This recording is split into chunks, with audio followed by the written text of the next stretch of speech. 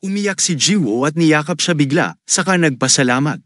Hiniling sa kanya ni Kaden na lumipat dahil mahirap huminga, at hindi ito isang malaking bagay para sa kanya. Sa kabilang banda, si Woo-hyun ay nagsasanay sa sparring ground ni Yoon-yeon, at ang isa naman ay gising at nagulat nang makita niyang napakadali niyang ginagamit ang kanyang kapangyarihan. Nagtataka sila kung saan siya biglang lumitaw, at ang kontrol na ipinakita niya ay mahusay. Ngunit nakapasa din siya sa naunang pagsubok sa paglipad ng Cole Ores. Sa tingin nila ay dapat silang mag-alok sa kanya ng pagkakataong sumali sa unyon, habang iniisip ni Mr. Park na ang pag-aproba mula sa kanya at kay Suban ay dapat na higit pa sa sapat. Dahil na-validate na siya sa publiko ng kanyang mga kasamahan, dapat walang mga reklamo mamaya. Naalala niya ang pagkikita nila ni Mr. In-hyuk na nagsabi sa kanya na dinadala ni Shinhwa si Jiwoo sa academy. Sinabi ni Mr. Park kung si Jiwoo ay pumapasok sa akademya sa ilalim ng pangalan ni Shinhwa, dahil lamang siya ay nasa ilalim ng kanilang proteksyon, kung gayon ay tiyak na may mga reklamo mula sa loob ng grupo. Sumagot si In-hyuk na nahaharap na sila sa isang reklamo, na sapat na ang mga kakayahan ni Jiwoo para bigyang katwiran ang kanilang desisyon, at aprubahan siya ng chairwoman. Nagulat si Mr. Park at nagtataka kung ganoon ba kahusay si Jiwoo para karapat-dapat sa kanilang pagkilala. Samantala, pumunta si Woo-hyun sa kanila, at ipinaalam sa kanya ni Suban na lalabas sila para kumain kasama ang iba pang miyembro, at dapat siyang sumama sa kanila. Tumanggi si Woo-hyun na sumama sa kanila, at sinabi ni Suban na sinadya niya itong icebreaker lunch para sa kanya.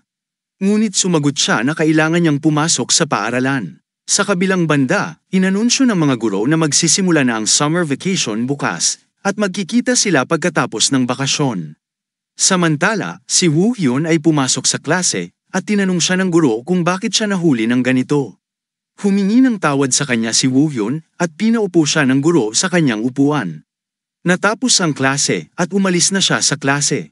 Lumapit si Jiwoo sa kanya at sinabing akala niya hindi siya papasok sa school. Sumagot si Woo-hyun na maaga niyang natapos ang kanyang mga gawain, at hiniling siya ni Jiwoo na maglakad pauwi at bumili ng kanilang midnight snack. Sa kabilang banda, ang mga kaklase ni Jisuk ay lumapit sa kanya, at tinanong siya kung gusto niya bang makipag-hangout sa kanila tulad ng noong unang panahon. Ngunit nabigla sila nang tanggihan niya ang mga ito, at tinanong nila siya kung bakit wala siyang oras na makipag-usap sa kanila, ngunit makipag-usap sa ibang mga bata. Tumalikod si Jisuk at tinanong kung bakit nahihirapan silang makipag-hangout sa ibang mga bata, at natahimik sila sa tanong niya. Umalis siya sa klase, hinihiling na magsaya sila sa kanilang bakasyon. Pagkatapos noon, lahat sila ay nag-snack shopping habang si Jisuk ay nakaupo sa trolley at bumibili ng maraming merienda. Mayroon silang magandang kalidad ng oras, at kumakain din ng mga sausage mula sa merkado. Bumili sila ng maraming gamit sa palengke, at umuwi. Sa kanilang pag-uwi, tinanong ni Jiwoo kung masyadong marami ang binili nila, at sinabi ni Jisuk kung hindi nila ito kakainin ngayon, pagkatapos ay tatapusin nila ang mga natira sa susunod. Pagdating nila sa kanilang bahay, nakita nila si Suban sa pintuan ni Jiwoo, at kinamusta siya ni Jisuk. Tinanong niya kung ano ang nagdadala sa kanya doon, ngunit sumagot siya na wala siya doon para sa kanya. Tinanong niya si Woo-hyun kung talagang nakikinig ito sa kanya para lang makasama sila. Sinabi niya sa kanila na inimbitahan niya ang dalawang miyembro ng akademya at si Woo-hyun sa lang bilang isang icebreaker, ngunit natuklo siya. Akala niya ay may importante itong gagawin, ngunit nandoon siya na nakikisakay sa kanilang dalawa. Humingi ng paumanhin si Woo-hyun sa pagtanggi sa kanya at sinabing gumawa muna siya ng mga plano sa kanila. Sinabi ni Jiwoo na nagplano silang tumambay buong gabi sa kanyang lugar, at pagkatapos ay magtutungo sa akademya kasama si Mr. In-hyuk bukas ng magkasama. Galit pa rin si Suban at sinabing napakahirap para sa kanya na tipunin ang mga taong yon noong araw bago magsimula ang akademya, ngunit sinabi ni Woo-hyun na mas mahalaga sa kanya na manatili sa kanyang mga kaibigan. Nagulat si Suban at sinabing binibigyan niya siya ng pagkakataong makasama ang iba pang miyembro, at sinabi rin ni Jiwoo na sinusubukan niyang bigyan siya ng pabor.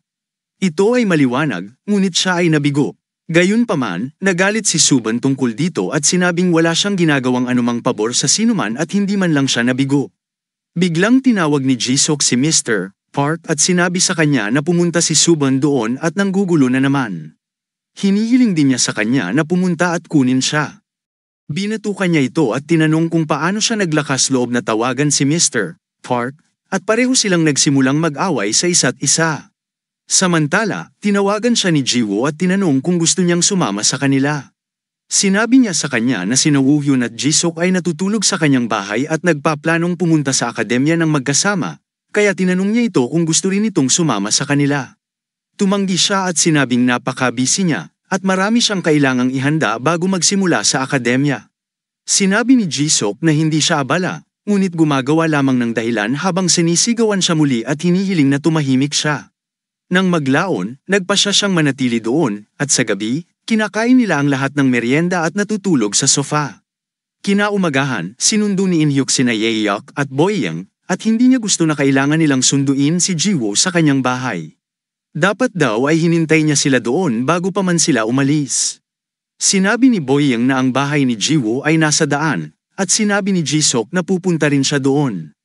Pagkaraan ng ilang oras, nakarating sila sa labas ng kanyang bahay, at lumabas sina Jisuk at Suban at sinabing kasalanan nila ang lahat, at huli na para sa kanya na bumalik sa Union bago magsimula ang akademya. Laking gulat ni Yeok at Boyoung nang makita si Suban doon. Hiniling sa kanya ni Jisuk na huminto sa pagrereklamo, na sinasabi na siya ang pinaka-nakakatuwa. Tinawag siya ni Jiwoo at sinabing nagsaya sila sa magdamag, at nabigla sina Yeok at Boyoung nang malaman na magkasama sila buong gabi. Inis na sabi ni Suban dahil ang ingay ni Jisuk. Hindi siya masaya na kailangan niyang aitag kasama ang mga tauhan ni Shinhwa sa unang araw ng akademya. Pinakiusapan siya ni Jiwoo na huwag mag-alala dahil sinabi ni Mr. Park na okay lang na sumama siya sa kanila dahil nakahanda na ang lahat. Sinabi ni Suban na marami pa siyang dapat ihanda, habang si Jisuk ay muling nagpapasaya sa kanya at sinabing wala siyang gagawin mag-isa. Dala na lang sana niya ang inihanda ng ibang tao para sa kanya. Nagalit siya at hiniling na manahimik muli, habang si Jisuk naman ay nakangiti at sinasabing laging masakit ang katotohanan. Akmang susuntukin niya ang mukha nito, at sinabi ni Jisuk na dapat ay umalis na lang siya pagkagising niya sa umaga. Sinabi ni Suban na barado niya ang banyo sa umaga, kaya siya ay nahuli. Nagulat si Jiwoo at nagtanong kung barado ang palikuran, at sinabi ni Suban na kailangan niyang gamitin ang kanyang nagising na kapangyarihan upang alisin ito sa bara. Napahiya si Jisuk at sinabing hindi siya yun, ngunit hiniling niya sa kanya na ihinto ang pag-iwas sa sarili niyang malalaking pagkakamali sa hinaharap. Samantala, humingi ng paumanhin si Woowon sa kanila at sinabing pumasok siya habang sinusubukan niyang maghanap ng plunger sa labas. Laking gulat nila na inamin niya ang kanyang pagkakamali, habang pinagmamasdan lang sila nina Juhyuk at Boyoung at iniisip na malapit na silang maggabi ni Suban at ang batang yon. Nagtataka sila kung paano kilala ng lalaking ito si Suban, at kung may kulang ba sila doon. Sina Jisuk at Suban ay parehong gising at paparating na mga gising na buong pagmamalaki na kumakatawan sa Union. Samantala, napansin sila ni Jisuk at tinanong kung ano ang kanilang tinititigan, ngunit hindi sila sumasagot. Pinapasok sila ni Min-hyuk sa van, at oras na para tumama sa kalsada. Sinimulan nila ang kanilang paglalakbay, at tinanong ni Jiwoo si Kaden kung ang 2 buwan ay hindi ganoon katagal, at sinabi niya sa kanya na nangako si Shinhwa na ipapadala ang kanilang mga tao upang pakainin ang mga pusa araw-araw. Nangako pa sila na pupunta sila sa lugar na ibinigay niya sa kanila para pakainin ang mga pasang gala. Pinayuhan din ako ni Kaden na bantayan ang bahay habang wala siya, at hiniling sa kanya na huwag atakihin ang mga taong dumating para pakainin sila. Ang mga pusa ay tumango sa harap niya, at siya ay nagtuturo kung ang mga kaina-hinalang nang hihimasok ay pumasok tulad ng huling pagkakataon, kung gayon hindi niya sila dapat labanan. Sa halip, dinala niya ang iba pang mga pusa sa isang ligtas na lugar. Maaaring mamatay siya kung makikipagtalo siya sa maling nagising, at tila naiintindihan ng pusa ang kanyang mga tagubilin. Ngayon, salamat sa mga batang ito na nakikipag-chat buong magdamag, inaantok na siya kaya 1 onsa na lang ang kanyang tulog. Gayunpaman, kakaiba pa rin dahil hindi siya nagkaroon ng problema sa paghila ng mga all-nighter, ngunit palagi siyang inaantok mula ng maging pusa. Pagkatapos nito, naglalakbay sila sa isang barko, pagod, natutulog at nakaupo sa mga upuan. Sinabi ni In-hyuk sa iba na nagpuyat sila buong magdamag, at sa tingin ni Yeok ay itinuturing nila itong isang field trip dahil nagsalo-salo sila hanggang sa dawn bago magsimula ang akademya. Hiniling niya sa kanila na huwag masyadong kabahan, at naiintindihan niya kung ano ang nararamdaman nilang dalawa. Ngunit sila, sa Shinhwa, ay nagnanais na ang lahat ng nagising na pumapasok sa akademya ay makipag-ugnayan sa isa't isa at matuto mula sa kanilang mga kapantay. Kaya hindi na kailangang mabalisa o pilitin na patunayan ang anuman. Pagod pa rin si Kaden, sa tingin niya ay hindi niya inaasahang dadalhin siya roon, at iniisip na maaaring masamang ideya na sumama. Minsan niyang sinabi kay Jiwoo na hindi siya sasama, pero nalungkot siya dito. Umiyak siya at sinabing hindi sila magkikita sa loob ng 2 buwan, at maaari rin siyang maging tamad sa pagsasanay. Sinabi niya na hindi nila alam kung ano ang mangyayari kung siya ay malayo sa kanya ng matagal, at kung ano ang sinimulan niyang guluhin ang paraan ng pagsasanay. Naunawaan ni Kaden ang kanyang punto at sinabing hindi niya alam kung kaya niyang magdala ng pusa.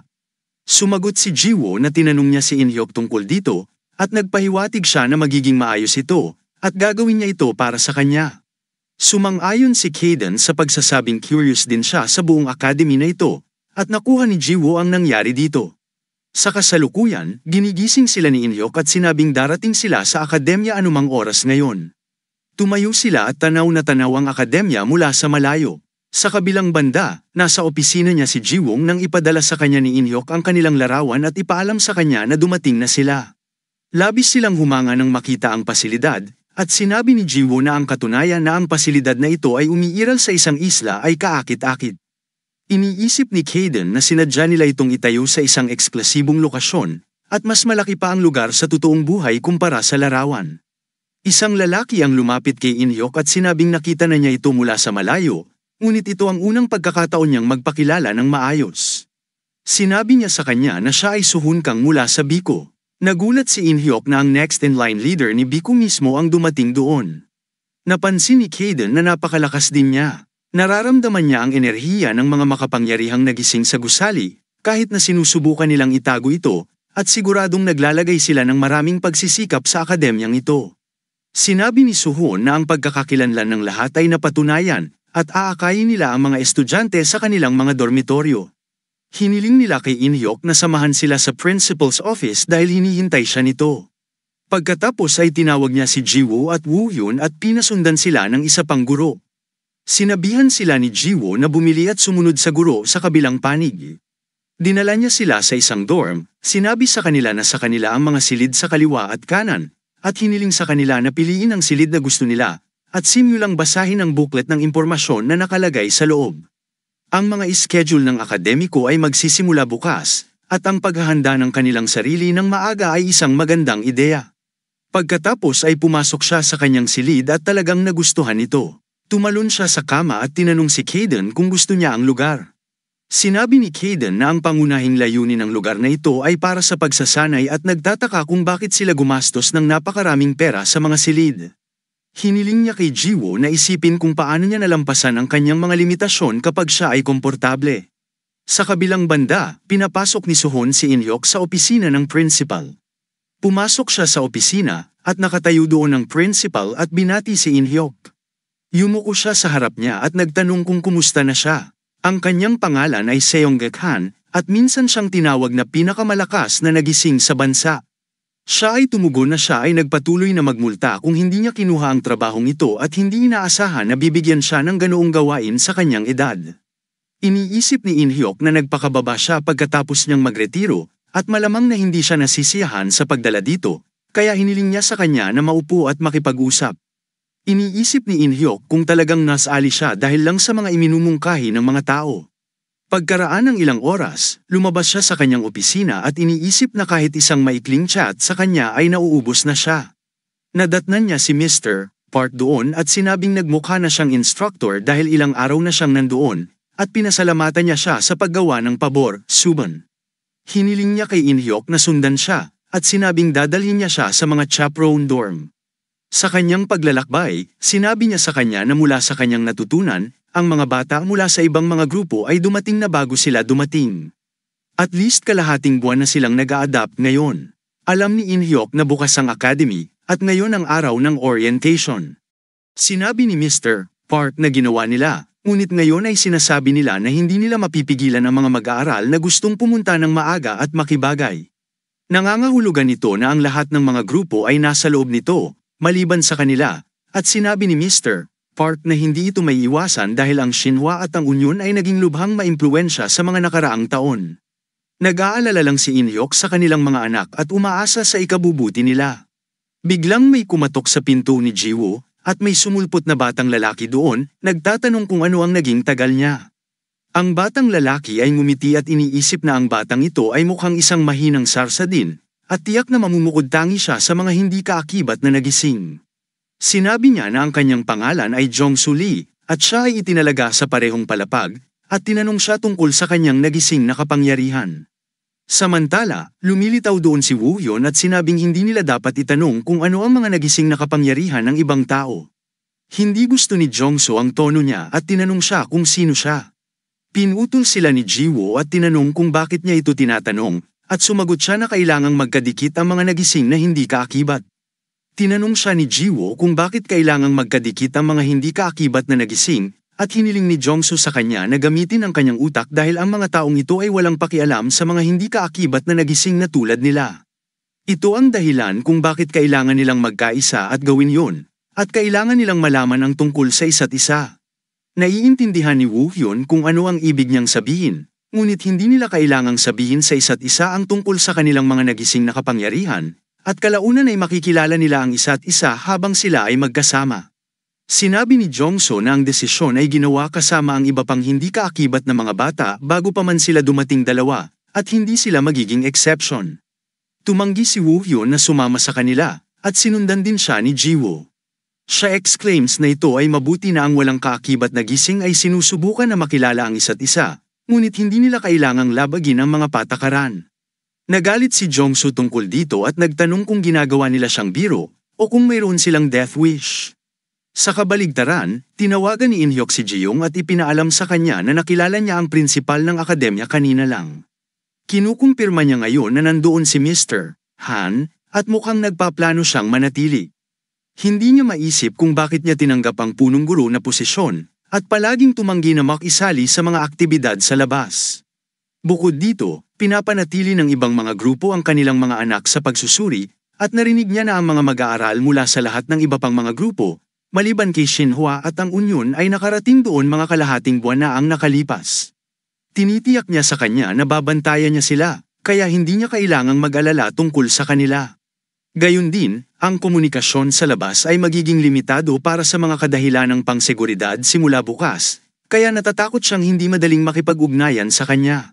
Sa kabaligtaran, nakipagtalo pa rin si Jong-soo sa kanila, at hiniling sa kanila na sabihin sa kanya ang tungkol sa kanilang kapangyarihan ng paggising. Hinihiling niya sa kanila na iluwa ito kapag tinanong niya sila ng mabuti, habang hinihiling siya ng kanyang kaibigan na huminto, at sigurado siyang naiintindihan na nila ngayon. Hiniling niya sa kanya na huwag gumawa ng eksena doon, at hiniling sa kanila na umatras. Pero mukhang hindi siya sang-ayon. Naiintindihan niya siya pagkatapos ng ilang sandali at sinabi niyang itinuturing niyang maswerte siya. At kung nagkita sila sa labas ng lugar na ito, matagal na silang patay. Hiniling din ng kanyang kaibigan sina Ji-woo at Woo-won na itigil na ang pagiging matigas ang ulo, at sabihin lang sa kanila kung ano ang kanilang mga kapangyarihan. Muli siyang tinanggihan ni Ji-woo at tinanong kung bakit siya nagtatanong na ikinagalit ni Jong-soo. Tinutulak niya ang kaibigan at sinabing hindi rin niya kailangan ng mga katulad nila. Akmang sasalakayin niya sila nang lumitaw si Ji-sok mula sa likuran, hinawakan siya sa kanyang kwelyo, at sinipa siya. Paulit-ulit niya itong sinisipa, at tinanong kung sino ang sinasabi niya, binubugbog at sinisipa. Sinaktan niya si Jong-soo, pinadapa siya sa lupa, at tinanong kung sino siya para banta sila. Sinubukan siyang salakayin muli ni Jong-soo, habang sinasabi ni Ji-sok na madali lang siya sa kanya, ngunit ngayon ay patay na siya. Tinawag siya ni Ji-woo mula sa likuran, pinatigil siya, at sinabing hindi niya dapat patulan ang isang taong ganoon. Nagulat si Jong-soo na siya ay si Ji-sok mula sa Shinhwa, at ang batang yun na si Ji-woo ay kilala si Ji-sok. Hinihiling niya sa kanya na huwag nang patulan ng sinuman. Habang si Ji-sok ay nasa punto na kasalanan niya ang lahat, naisip ni Jong-soo na hindi nakakapagtaka kung kaya niyang kumilos ng ganoon, at may kasama siya sa kanyang likuran. Tinanong siya ni Ji-sok kung saan siya nakatingin, at kung gusto niyang sipin ulit. Tumayo siya at humingi ng paumanhin sa kanya, sinabing hindi niya alam na siya si Ji-sokyu mula sa Shinhwa. Tinanong siya ni Ji-woo kung ayos lang siya, ngunit hindi siya naiintindihan ni Jong-soo, at sa tingin niya ay maawa siya sa kanya. Pagkatapos ay umalis siya sa pagsasabing ayos lang siya at hiniling ang kanyang kaibigan na umalis.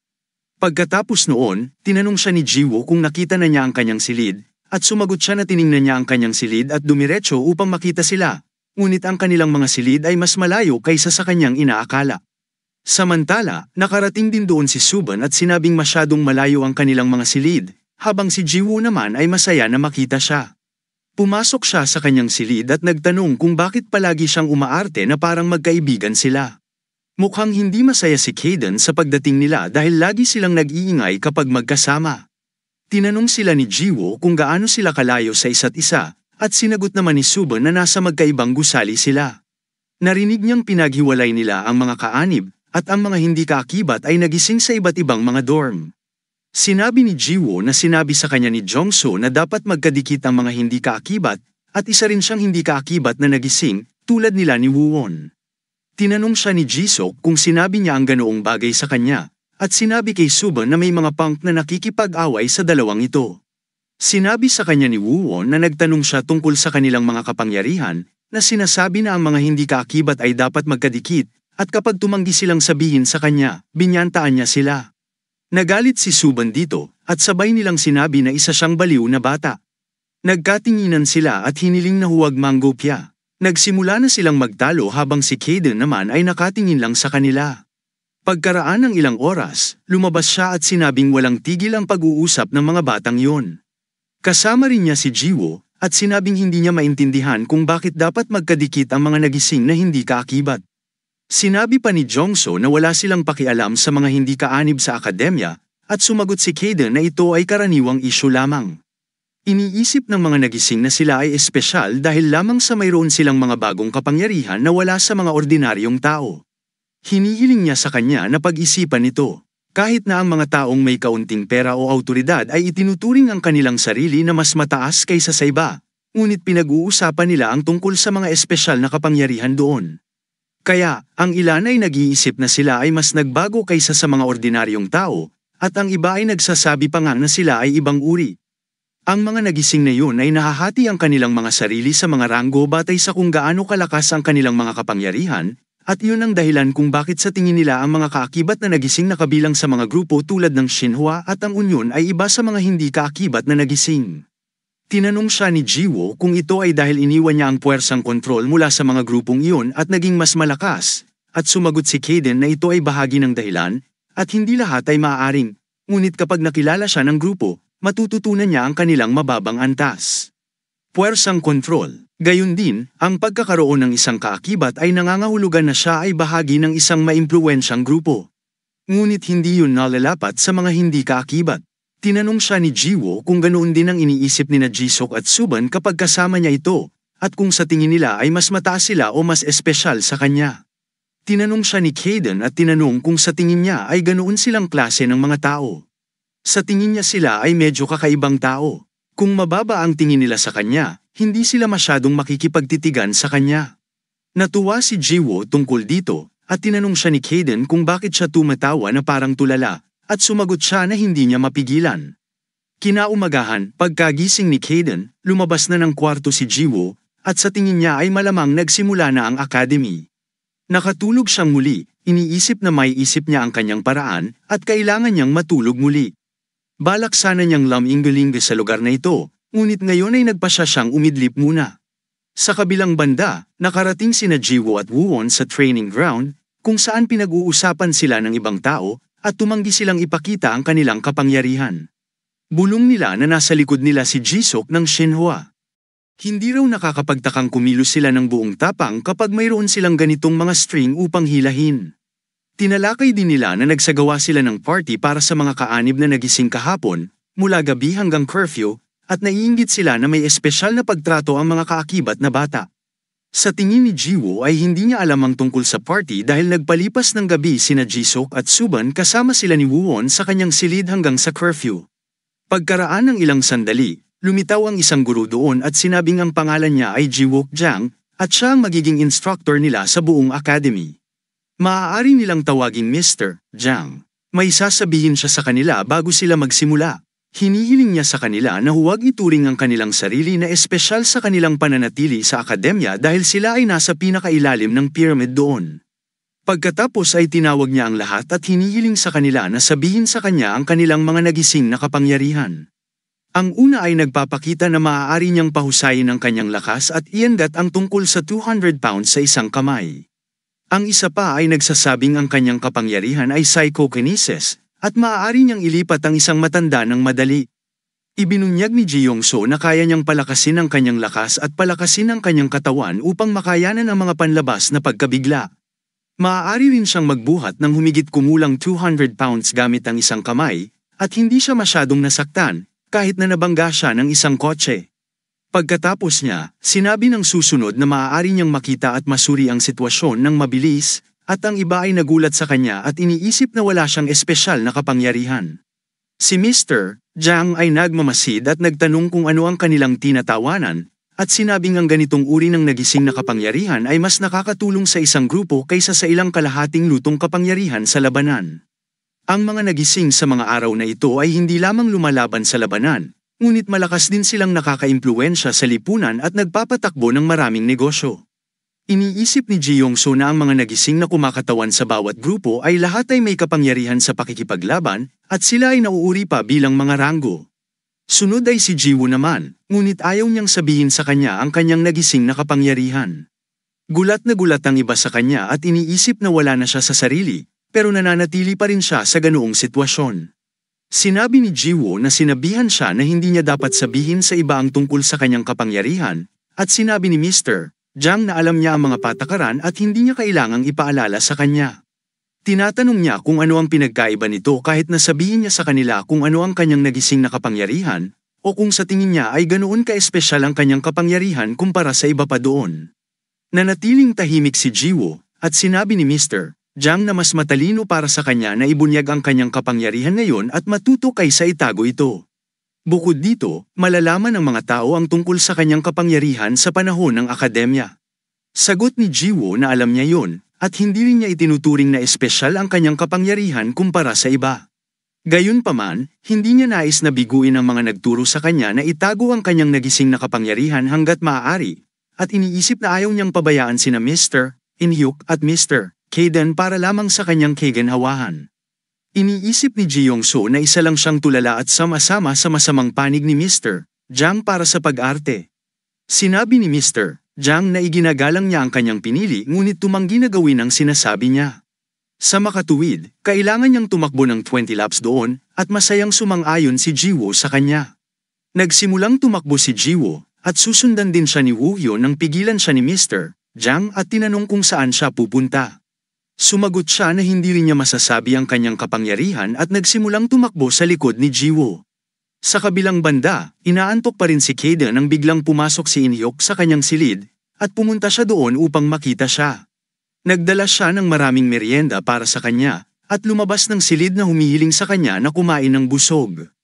Nagulat si Kaden at nagtataka kung ano ang meron sa kanya, at kung bakit palagi siyang ganito.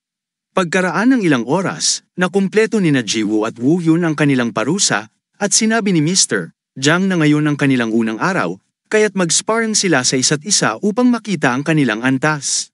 Ang isa sa kanila ay tumatawag sa kanya at sinabing wala siyang kapangyarihan sa pakikipaglaban, at sinagot ni Mr. Jiang ito ay hindi mahalaga, at bilang isang nagising, mahalagang handa siya para sa ganitong uri ng sitwasyon. Hindi niya madadahilan ang sarili niya rito. Tinanong ni Mr. Jiang kung sino ang mauuna, at lumapit si Ji Yong-so at sinabing pupunta siya. Sa palagay niya ito na ang kanyang pagkakataon upang mamukod, at ibababa niya ang lahat at ipapakita sa kanila kung ano ang kanyang kaya. Tinanong ni Mr. Jiang kung sino ang magiging kalaban niya, at tahimik na humakbang si Woo-hyun at lumapit sa kanya. Tila nakaka-relax si Ji Yong-so na makita siya, at sa tingin niya ay nababaliw na siya, para matalo niya ang kalokohan niya. Sinabi ni Mr. Jiang na mayroong pasilidad sa paggamot sa loob ng akademya, kaya walang pag-aalala na masugitan, at hinihiling niya sa kanila na magsimula kapag narinig nila ang panimulang tunog. Ipinakita ni Ji Yong-so ang kanyang nagising na kapangyarihan at nagmamadaling lumapit kay Woo-hyun, sinabing patay na siya, ngunit ginalaw lang niya ang kanyang kamay at pinabalik siya sa lupa. Hinawakan niya ito sa hangin habang ang lahat ay gulat na gulat sa kanyang kapangyarihan, na kung paano niya ito natalo sa isang pagkakataon lamang. Si Woo-hyun ay bumalik, at si Ji-woo ay nagpapasaya sa kanya, habang si Mr. Jiang ay nagulat din at nagtataka kung siya ay talagang hindi kaakibat. Pinasaya siya ni Jiwoo at sinabing malakas talaga siya. Sa tingin ni Mr. Jang, ito ay sandali lamang, ngunit ang kapangyarihan at kontrol na yun ay lampas sa kanyang inaasahan. Narinig niyang natagpuan siya ng unyon at naisip niyang nagdala sila ng halimaw.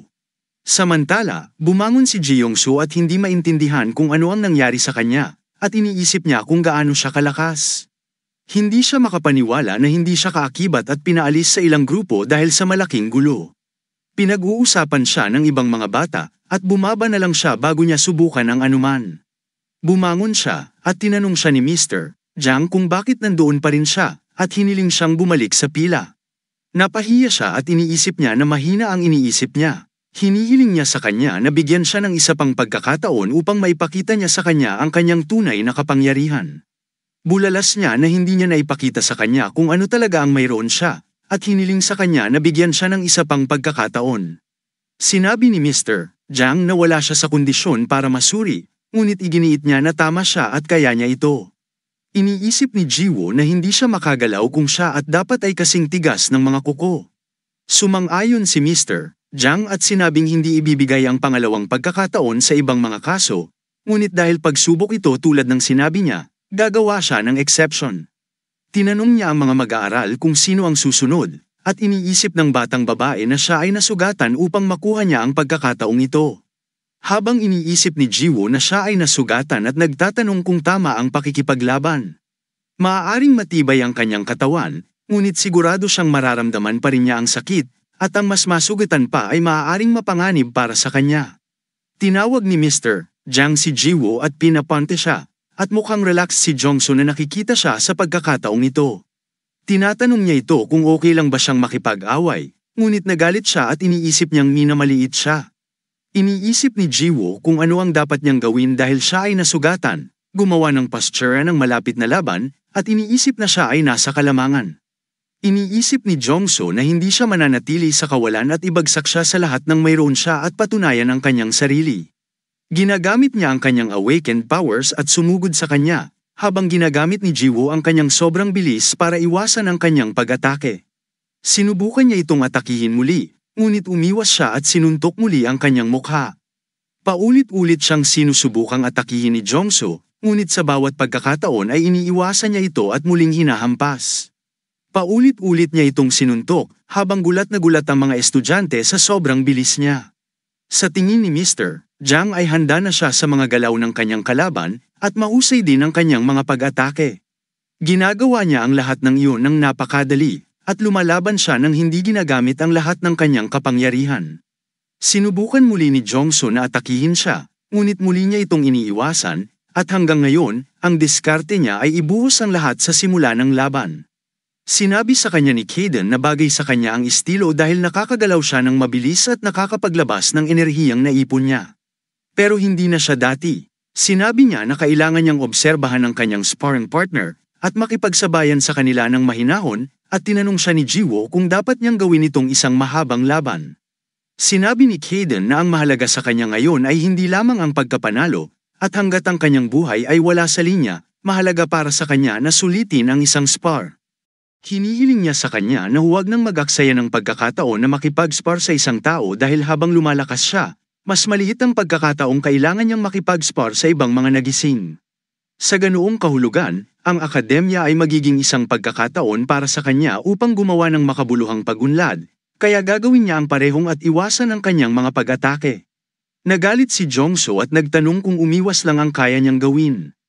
Iniisip ni Jiwoo na malakas ang kapangyarihan at mahusay na depensa ng kalaban, ngunit dahil mas mabagal ito sa kanya, kalmado itong lalabanan. Ito ang dahilan kung bakit siya ay nasa isang kalamangan sa isang labanan kapag alam niya ang nagising na kapangyarihan ng kanyang kalaban. Pagkatapos ay muli niya itong sinipa, ngunit nananatiling matatag si Jong-soo at sinabing hindi niya ito mapatamba sa ganoong paraan. Alam na ito ni Jiwoo at sa tingin niya ay hindi sapat para matamba siya.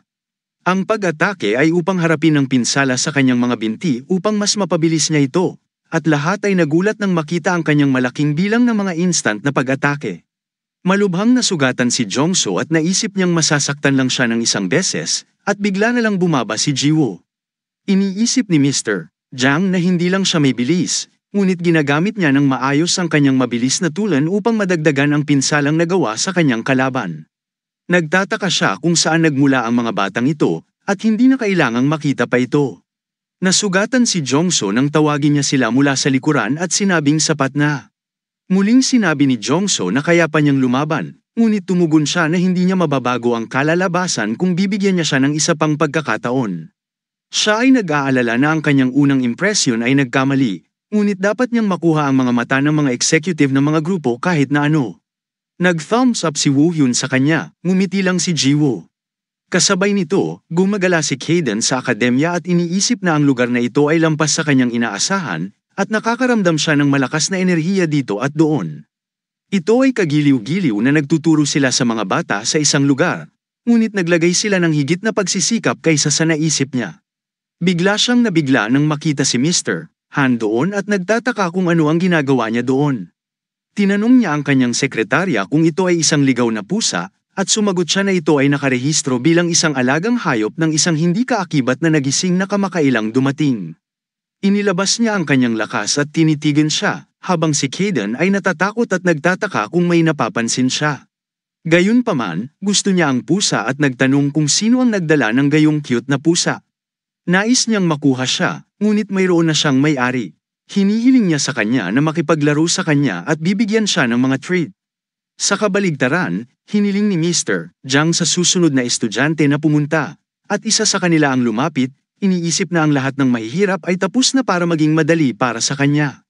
Hiniling ni Mr. Jang kay Ji-hai na labanan siya. Lumapit siya at tinanong si Gang-woo kung sasampalin siya ng kanyang lakas. Sumagot siya na wala siyang pagpipilian kundi ang suntukin siya, habang hinihiling niya sa kanya na pakalmayin siya. Ngumiti si Gang-woo at sinabing magiging malupit sa kanya na hampasin siya ng buong lakas. Iniisip ni Ji-hai kung bakit siya mag-aalaga sa kanya noong nagkita sila kalahating buwan lang ang nakalipas. Hiniling ni Mr. Jang sa kanila na magsimula, at hiniling ni Gang-woo sa kanya na huwag lumipat kung gusto niyang hindi ito masaktan. Gayunpaman, nagulat siya nang lumikha siya ng bula ng hangin at hinawakan siya dito. Dinala niya siya pataas habang siya ay nabigla at hiniling sa kanya na ibaba siya. Napangiti si Ji-hai at iniisip na isa lang siyang tanga na nagpabiye sa kanyang bantay. Hinihiling niya sa kanya na huminto sa pagpupumiglas at manatiling tahimik dahil maaari niya itong ihulog mula doon. Lahat ay nanunood sa kanila habang hinihiling ni Guanggu na huwag siyang ihulog. Humingi siya ng paumanhin sa kanya at sinabing wala siyang pagpipilian, ngunit ang pagbagsak sa kanya mula sa taas na ito ay hindi papatay sa kanya. Sa palagay niya ay hindi pa niya nahuhulog ang isang tao mula sa taas na ito, kaya hindi niya alam kung gaano ito masasaktan. Gusto niyang buhatin siya ng mas mataas, ngunit may limitasyon siya at iniisip niyang eye-drop siya dahil napapagod na siya. Gayunpaman, magkakaroon siya ng problema kung ayos lang siya, kaya ilalagay niya ito sa pinakamatataas hanggat maaari. Pumalakpak siya habang tumatawa at ibinagsak siya sa ere. Bumagsak siya sa lupa mula sa isang taas at malubhang na sugatan. Iniisip ni Ji Hong-soo na sa tingin niya ay walang silbi ang kanyang kapangyarihan, ngunit ginagamit niya ito sa mabuting paraan. Inaabuso siya ni Guanggu at sinabing hindi siya nito iiwan, at babuhitin na naman niya ito, na nagsasabing hindi sapat ang isang beses para sa kanya. Ibinaba niya muli at ginagawang katuwaan na nagsasabing parang papatayin siya nito. Muli niya itong pinadapa at hinimete siya sa kanyang mga sugat. Inutusan ni Mr. Jang ang isang mag-aaral na dalhin siya sa medical center at si Jiwoo ay humingi din ng tulong.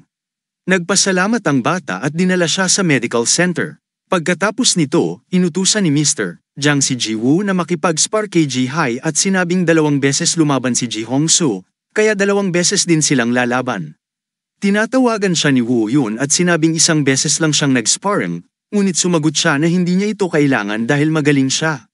Sa tingin niya ay hindi na kailangang makita pa si Woo Hyun, ngunit hindi pa rin niya alam ang mga kakayahan ni Jiwoo. Hiniling niya sa kanila na maghanda para sa spar, at iniisip ni Ji-hai na tila napakabilis niya. Medyo nag-aalala siya na alam nito ang kanyang awkward power, ngunit sa tingin niya ay hindi ito magiging malaking problema.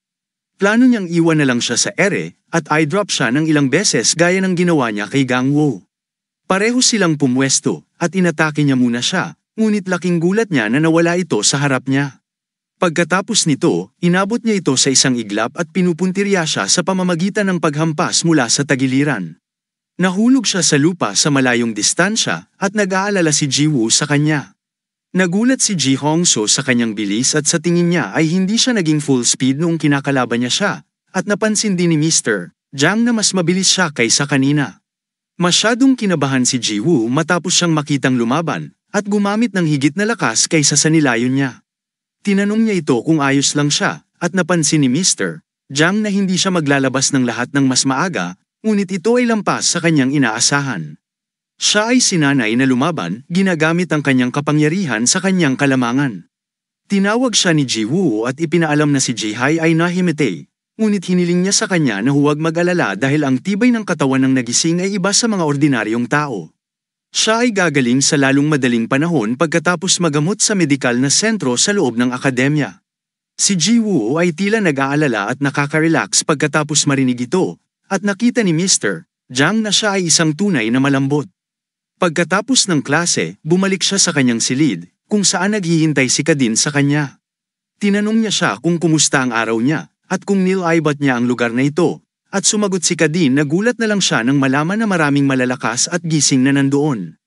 Sa palagay niya ay hindi na niya inaasahan na makikita muli si Seyong, at tinanong si Ji-woo tungkol sa kanyang unang araw ng klase. Sinabi niya sa kanya na ginawa sila ng instruktor na makipag-spar sa isa't isa upang makita kung gaano sila kahusay, at napansin ni Kadin na nanalo siya sa spar. Sinabi sa kanya ni Ji-woo na nag-sparring siya ng 2 beses at parehong nanalo. Sinabi rin niya sa kanya na ang kanyang unang kalaban ay maaaring mapahusay ang kanyang lakas at tibay ng kanyang katawan, at sinabi niyang kaya niyang buhatin ang halos 200 pounds sa isang kamay. Pinalakas niya ang kanyang bilis na sapat lamang upang maiwasan ang kanyang mga pag-atake at nakipag-away sa kanya ng mahinahon, at napinsala niya ang kanyang mga binti upang pabagalin siya. Pinahahalagahan siya ni Kadin, sinabi niya na ginawa niya ang itinuro niya sa kanya, at sinabi sa kanya ang tungkol sa kanyang pangalawang kalaban na maaari niyang gamitin ang psychokinesis, at binuhat ang isang tao sa hangin at ibinaba siya mula sa 60 talampakan pataas. Pagkatapos ay pinatalsik niya siya, at siya ay nahimete mula sa kanyang pag-atake. Nanaginip muli si Mr. Han nang makipag-away siya kay Mr. Han, at nabigla siya nang matalo siya ng isang batang bata. Tinanong niya siya tungkol sa kanyang pangalan, at sinabi sa kanya ni Kadin, at nagulat siya nang malaman na siya ay Kadin. Akala niya isa lang siyang bata na hindi alam ang lugar niya, at hindi niya inaasahan na ganoon pala siya kalakas. Sagot ni Kadin na hindi niya inaasahan na ganito rin siya kalakas, at akala niya ay matandang lalaki lang ang nag-fling sa post. Samantala, isang propesor ang lumapit sa kanya at nagpamulat sa kanya. Humingi siya ng paumanhin sa kanya sa pag-abala sa kanya saglit, at ipinaalam niya sa kanya na nawala si Kadin. Sinabi niya sa kanya na dahil may mga salungatan siya sa iba pang mga nagising, nakuha niya ang atensyon saan man siya naroroon, ngunit hindi siya nakita kamakailan. Tinanong siya ng guro kung interesado rin ba siya kay Kadin, at sumagot siya na walang sino man ang hindi interesado sa kanya sa mga kilalang gising. Kinaumagahan, nagsasanay si Kadin sa kanyang silid nang ipaalam sa kanya ni Ji-woo na lalabas na siya. Sa palagay niya ay kailangan niyang tumuon sa kanyang paggaling, at kung malalaman ni Seung-gik-han kung sino siya bago siya gumaling, maaaring mawala ang mga bagay-bagay. Hindi niya inaasahan na makikita siya doon dahil nagretiro na siya at iniisip kung ano ang ginagawa niya. Si Ji-woo at Woo-in ay pumunta sa klase, at binati niya ang lahat, ngunit mukhang masama ang loob nila. Tinanong ni Ji-woo si Ji-hai kung okay lang siya, at sinabing masyado siyang kinabahan at nawala ng kontrol sa kanyang lakas, at humingi ng paumanhin sa kanya. Tinatanong din niya si Gang-woo kung okay lang ba siya mula nang mahulog siya sa ganoong taas, habang nagtataka sila kung bakit siya umasta na parang magkaibigan sila. Tinawagan din niya si Woo-sok at tinanong kung nakabalik ba siya kahapon. Tinanong din niya si Jae-yong-soo tungkol sa kanyang kalusugan, at sinabi niyang mukhang naka-recover na siya. Tinanong niya ito kung paano siya makakabawi ng napakabilis, ngunit sa palagay niya ay minamaliit siya ni Ji-woo. Samantala, si Mr. Jang ay pumasok doon at hiniling sa kanila na magsimulang tumakbo, at huwag tumigil hanggat hindi niya sinasabi sa kanila. Nagulat sila sa ganoong desisyon, at hiniling niya kina Jae-yong-soo at Gang-woo na tumakbo ng 2 beses nang mas mabilis kaysa sina Woo-sok at Ji-hai. Si Jae-yong-soo ay nabalisa at naisip na hindi siya pumunta sa Awakened Academy para tumakbo, at hiniling ni Mr. Jiang sina Jiwoo at Woo na tumakbo ng 3 beses ng mas mabilis kaysa sa iba. Sinusunod nila kagad ang kanilang mga tagubilin at nagsimulang tumakbo, at tinanong niya ang iba kung tatayo lang sila doon. Nagsisimula rin silang tumakbo, at pagkatapos ng isang buong araw na pagtakbo, tila nasa napakasamang kalagayan. Laking gulat nila na pinatakbo sila ni Mr. Jiang ng buong bilis sa loob ng 5 sunod na oras. Pagkatapos ay iniwan sila ni Mr. Jiang, sinabing tapos na ang klase, at hiniling sa kanila na tiyaking makakain sila sa cafeteria. Tinawag siya ni Jiwoo at tinanong kung ito na ba ang katapusan ng klase ngayon, at sinabing maagang natapos ang klase kahapon dahil lang sa mga pinsala sa sparring, ngunit medyo maaga rin natapos ang klase ngayon. Sumagot si Mr. Jiang na ito lang para sa araw na ito, at hiniling sa kanila na kumuha ng tamang nutrisyon at hayaang gumaling ang kanilang katawan. Siya ay naging masaya at hiniling sa lahat na pumunta at kumain. Sa cafeteria, pinag-uusapan nila na unfair sa kanila. Naiintindihan nila na magkaiba sila ng klase kaysa sa mga kaakibat na estudyante, ngunit nasa iba't ibang dorm at cafeteria sila. Bukod dito, tinatalakay nila ang klase na ginawa ni Mr. Jiang, at pagkatapos ay tumakbo sa buong oras. Siya ay malungkot at sinabing hindi siya pumunta rito para tratuhin ang ganito, at iniisip ni Ji-hai na dapat siyang maging kaanib sa isang lugar, anuman ang mangyari. Tinawag sila ni Ji-woo at sinabing may iniisip si Mr. Jiang. Hindi nila siya naiintindihan at sinasabing mabait siya, at ginagawa silang lahat ng masasamang tao. Sinabi ni Ji-hai na ang kanyang nagising na kapangyarihan ay maaaring malakas, ngunit hindi niya maaaring baliwalain ang kanilang mga opinyon. Bulalas ni Ji-hai bago pumunta sa academy. Natutunan niya ang ilang bagay mula sa grupo na nagdala sa kanila doon, at kung marinig ng mga tao na ginugol nila ang buong klase sa pagtakbo, tatawanan nila sila. Muling sinabi ni Jiwoo na dapat may dahilan, at kailangan lang nilang manatiling kalmado. Pansamantala, lumitaw doon sina Suban at Jisuk at nagtanong kung bakit sila late na nanananghalian. Tinanong sila ni Jiwoo kung ano ang kanilang ginagawa doon, at sumagot si Jisuk na natapos na ang kanilang klase at nainip, kaya bumaba sila. Napansin ni Suban na naubos na ni Woo ng lahat ng pagkain, at nagulat ang ibang mga estudyante na hindi lang nila kilala si Jisuk ng Shinhwa, kundi kilala rin nila si Suban Lee. Sa kabilang banda, nakilala ni In-hyuk si Mr. Jiang, masayang binati siya, at ipinaalam sa kanya ang tungkol kay Mr. Park. Mukhang seryoso si Mr. Jiang at tinanong siya kung ano ang iniisip ni Shinhwa at ng Union. Hindi maintindihan ni In-hyuk kung ano ang ibig niyang sabihin at sinasabing pinag-uusapan niya sina Woo at Jiwoo. Para sa kanya, parang kaakibat na nila si Shinhwa at ang Union at nagsanay na sila sa dalawang grupong iyon. In-hyuk exclaims mayroong isang mahabang kwento tungkol sa dalawang, ngunit kung ano ang sinabi niya ay hindi totoo, at nagtanong sa kanya kung sila ay nagdulot ng anumang gulo. Sinabi sa kanya ni Mr. Jiang na tumanggi si Jiwoo na gawin ang sinabi niya sa unang araw ng klase. At tinanong siya ni In-hyuk kung ano ang ayaw niyang gawin. Sinabi niya sa kanya na tinanong niya siya kung ano ang kanyang nagising na kapangyarihan, ngunit tumanggi siyang sabihin sa kanya at sinabing ayaw niyang biguin ang nagturo sa kanya na itago ang kanyang nagising na kapangyarihan, kahit na tinanong. Nagulat si In-hyuk dito at naalala niya nang sabihin niya sa kanya na kaya niyang kumilos ng napakabilis, kaya hiniling niya sa kanya na huwag ipakita ang kanyang kapangyarihan ng ganoon. Napangiti siya sa pag-aakalang hindi sinabi ni Jiwoo dahil sa kanya, habang iniisip ni Mr. Jiang kung ano ang mali sa kanya. Kinabukasan, hiniling muli ni Mr. Jiang na tumakbo sila sa lupa, at tumakbo si Jiwoo at Woo ng buong bilis, habang ang ibang mga estudyante ay tila pagod. Pagkaraan ng ilang oras, hiniling ni Mr. Jiang sa kanila na huminto at pahalagahan sila para sa kanilang mahusay na trabaho. Pagkatapos ay hiniling niya sa kanila na kumain ng kanilang pagkain at magpahinga. Tinawag siya ni Ji-hai at sinabing hindi na niya kaya, at tumatakbo na lang ang ginagawa nila nitong mga nakaraang araw. Tinanong niya siya kung gaano katagal nila ito kailangang gawin, at hindi sila pumupunta rito para maging runner. Sinusuportahan din siya ni Gang Woo at sinabing tama siya, ngunit sa tingin niya ay hindi patas na iba ang pakikitungo sa kanila kaysa sa mga kaakibat na estudyante. Tinanong ni Mr. Jiang kung sa tingin nila ay hindi patas, at sinabi ni Ji-hai kahit na ang kanilang mga menu ay iba, at sila ay nasa iba't ibang mga dorm at mga pasilidad sa pagsasanay. Mayroon din silang iba't ibang klase na itinuturo sa bawat klase, bagamat mayroon lamang silang isa. Tinanong niya siya kung ang akademya ay nagmamalasakit sa kanilang lahat, at hindi nila alam kung para saan sila pumunta doon. Nagtanong si Mr. Jiang kung gusto nila ng espesyal na pagtrato tulad ng mga nagising, at sumagot si Jihai na gusto lang nilang tratuhin sila ng pantay-pantay tulad ng ibang mga estudyante. Tinitigan sila ni Mr. Jiang at tinanong kung talagang iniisip nila na sila ay kapantay nila. Sinabi niya na ang buong programa ay nilikha ng mga grupong kaanib nila, at bawat isa sa mga grupong iyon ay may mahabang kasaysayan at napakalaking impluwensya sa bansang ito, at ang mga estudyante na ikinukumpara ng mga lalaki sa kanilang sarili ay mga elite na sinanay ng mga grupong iyon. Mula pa noong bata pa sila, tinanong niya sila tungkol sa kanilang background, at lahat sila ay lubos na nasisiyahan sa sagot na ito.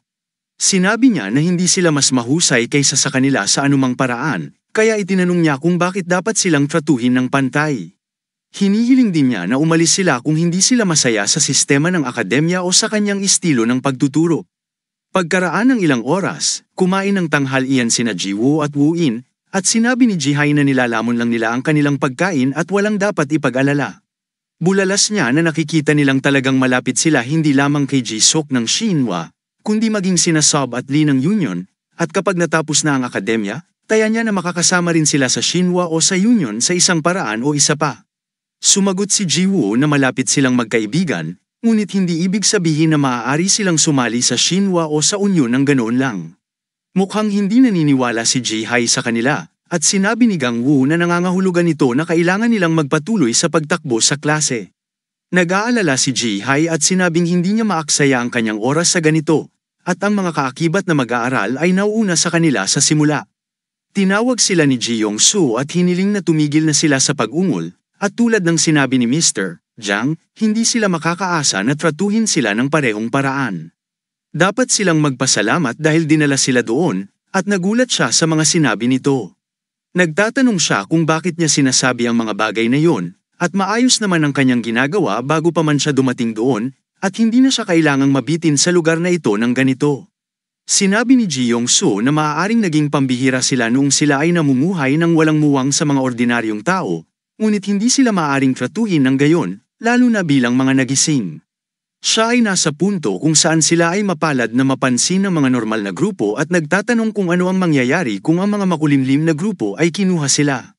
Hindi naiintindihan ni Jihai at tinanong niya ang iba kung ano ang ibig niyang sabihin dito, at siya ay bumangon, hinihiling sa kanila na huwag magalit at manahimik. Lumayo siya doon at sa tingin niya ay wala silang ginawa kundi magreklamo. Samantala, kaharap niya ang isang lalaki na napakalakas na sumampal sa kanyang mukha. Sinabi niya na hiniling sa kanya ni Ji Yong-soo na magtiwala sa kanya, ngunit ang lahat ng nagawa niya ay maakit sa mga punk na dinala ni Shinhwa at ng Union. Humingi ng tawad si Ji Yong-soo sa kanya, at sinipa siya ng bata at pinadapa siya sa lupa. Tinanong niya ito kung sa tingin niya ay malulutas ng paghingi ng tawad ang lahat, at kung alam niya kung gaano siya napahiya dahil sa kanya. Sinabi ni Ji Yong-soo na may mga nagising na mas malakas kaysa sa inaasahan niya, at tumugon siya na malakas lamang sila sa mga talunan na tulad niya. Binalaan niya siya na kung sakaling mangyari ito muli, hindi lamang siya tatanggihan mula sa pagsali sa Bikdo, ngunit papatayin din niya siya. Ang kanyang pangalan ay Suchen, at tinanong siya ng kanyang mga kaibigan kung bakit siya nag-aabala sa pag-aalaga ng isang tanga tulad ni Ji Yong-soo. Bumangon siya at sa tingin niya ay wala ito, at sasama siya sa Bikdo kahit anong mangyari. Sa kabilang panig, sinabi ni Mr. Jiang tungkol sa sparring competition sa pagitan ng mga kaanib at hindi kaakibat na mga mag-aaral, at sinabi ng isang guro na narinig niya ang kanyang mga mag-aaral na nagreklamo tungkol sa hindi pagtrato ng pantay-pantay. Bulalas niya na alam na niyang hihingi na lang sila ng higit pa sa halip na pasalamatan ang mga grupo sa pagdala sa kanila doon. Sinabi ni Mr. Jiang na ito ay dahil kamakailan lamang nila napagtanto na nagising sila. Sinabi ng guro na maaari silang bumalik sa lipunan bilang mga ordinaryong tao, na magiging mabuti para sa kanila, at trabaho nilang ituro sa kanila kung gaano kahirap mabuhay sa mundong ito bago pa maging huli ang lahat. Sinabi ni Mr. Jiang kay Mr. Kang na ito ay walang katotohanan, ngunit tumugon siya na ang lahat ng iba pang mga instruktor ay nagkasundo na. Hiniling niya kay Mr. Jiang na ihanda ang kanyang mga estudyante. Sa kabilang banda, ipinakita ni Kaden kay Jiwoo ang kanyang suntok sa pusa, at nasanay lang siya, ngunit hindi yun ang lahat ng mayroon siya. Tinawag siya ni Jiwoo at tinanong kung maaari ba niyang tamaan siya ng suntok na yun ng isang beses lang. Kinaumagahan, muli silang tumatakbo sa klase, at hiniling ni Mr. Jiang na tumakbo sila na parabang inuubos nila ang bawat huling patak ng kanilang enerhiya.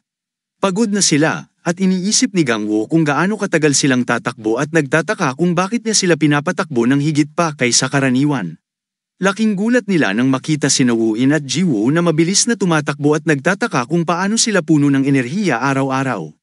Pagkatapos nito, napapagod na sila, at hiniling ni Mr. Jiang na makinig sa kanila habang sila ay hinahabol ang kanilang hininga. Sinabi niya na ito ay mas maaga kaysa sa kanyang inaasahan. Ngunit ngayon, siya ay magtuturo sa kanila ng isang bagay na napakahalaga. Inihayag niya na tuturuan niya sila ng puwersang kontrol, at lahat ay nabigla sa kanyang biglaang pagbabago.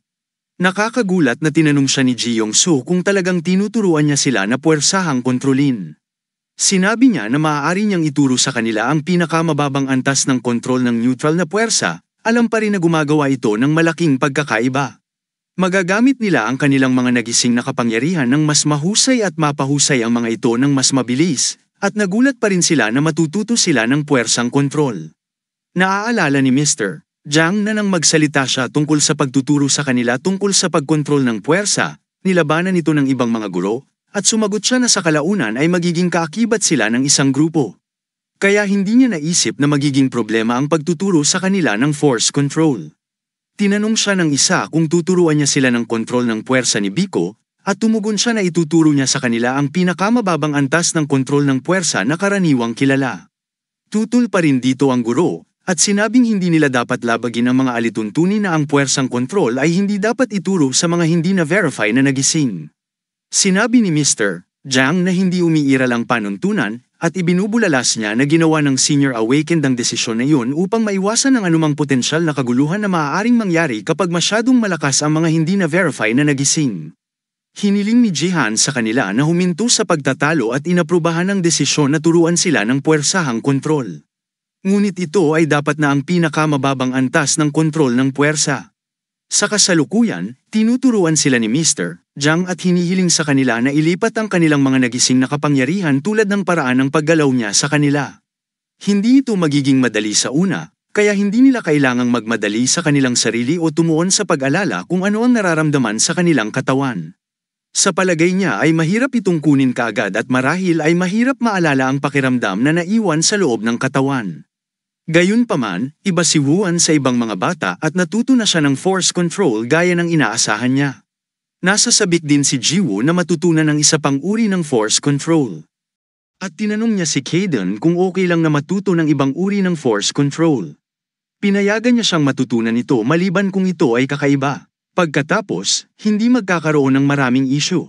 Tinanong niya si Kaden kung may alam ba siyang ibang uri ng force control, at sumagot siya na alam niya. Ngunit hindi ito kasing ganda ng sa kanya, kaya hindi niya ito ginagamit.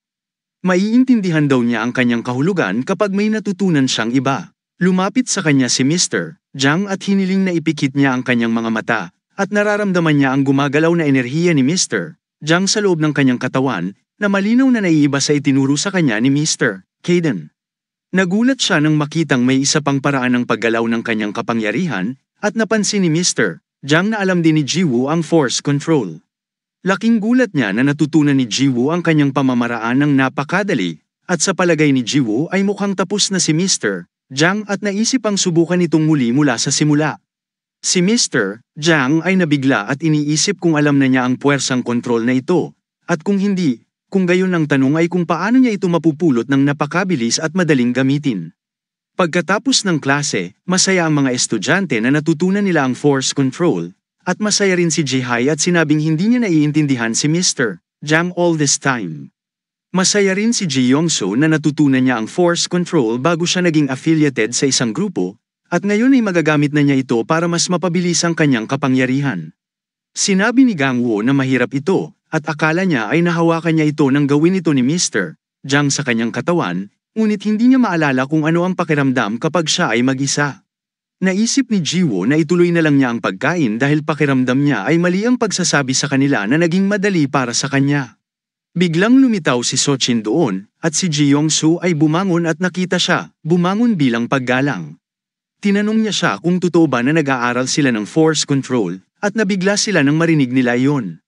Sinabi ni Ji Yong-soo na natutunan nila ito, at tinanong niya si Ji Yong-soo kung natutunan din niya ito. Sinasampal niya ang mukha niya kapag sinabi niyang oo. Sinimulan niyang hampasin siya ng kanyang plato ng pagkain at itinanong kung paano siya ng ahas na matutunan ang pamamaraan.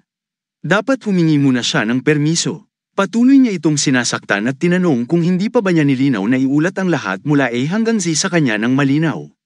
Humingi ng tawad si Jeongso sa kanya at naisip niyang kailangan niyang tiisin ito para makasali sa baekdo. Tinawag siya ni Jiwoo mula sa malayo at hiniling na itigil na niya ang paghampas sa kanya. Sinabi niya na wala sa kanyang negosyo kung natututo siya ng puwersang kontrol o hindi, at wala sa kanyang negosyo.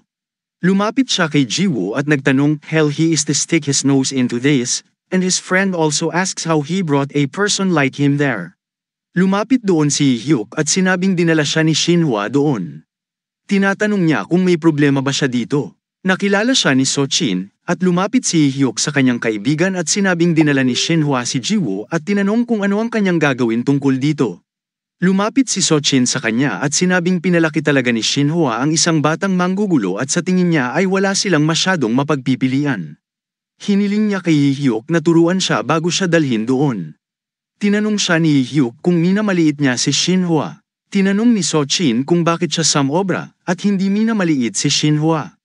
Nakakatawa lang siya. Sinabi niya na nagtuturo siya ng isang leksyon sa hindi kaakibat na nagising na dinala nila, Bigdo, at ang batang dinala ni Shinhwa ay nag-uutos sa kanya na huminto. Sinabi ni Jiwoo na hindi siya nag-utos sa kanya, at hindi ito ang paraan para magturo ng leksyon. Sinabi ni Jiwoo na nananakot lang ito, at sinasalungat siya ni Sochin kapag binubuli siya. Tinanong niya si Jeongso kung binubuli ba siya kanina, at hindi niya ito sinasagot.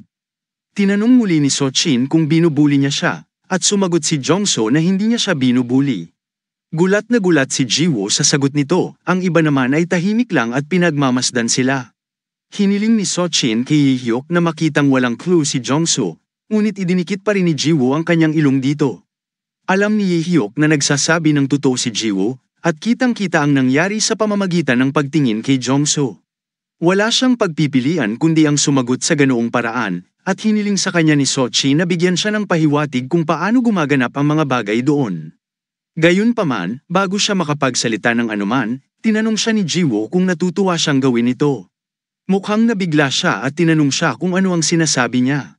At tinanong siya ni Jiwoo kung nag-e-enjoy siyang bullying ang mahihina dahil lang sa kabilang siya sa isang makapangyarihang grupo. Nagalit si Sochin tungkol dito at tinanong si Jiwoo kung gusto na niyang mamatay, at sinabi niyang narinig niya na may palihim na tuntunin na ang mga umiiral ng gising sa mga grupo ay dapat tumulong sa mga bagong gising, para mamuhay sila ng maayos bilang mga nagising. Upang mapanatili ang panuntunang ito, ang pagkakataon na naroroon ay ibinigay sa mga hindi kaakibat na nagising na tulad nito, ngunit sa halip na sa ibang mga bata sa mga grupo. Gayunpaman, ginawa iyon ng mga makapangyarihang grupo na tulad niya para sa mga hindi kaakibat na nagising na tulad nila na walang anuman, ngunit binubuli nila sila ngayon dahil wala silang ganoong kapangyarihan. Natahimik ang lahat sa tanong niya. Pero sinigawan siya ni Sochin at sinabing wala sa mga sinabi niya ang totoo. Sasalakayin na sana niya ito, ngunit hamarang si Hyuk at sinabing siya ay isang batang dinala ni Shinhwa, kaya hindi niya ito hinayaang ipatong ang kanyang mga kamay sa kanya.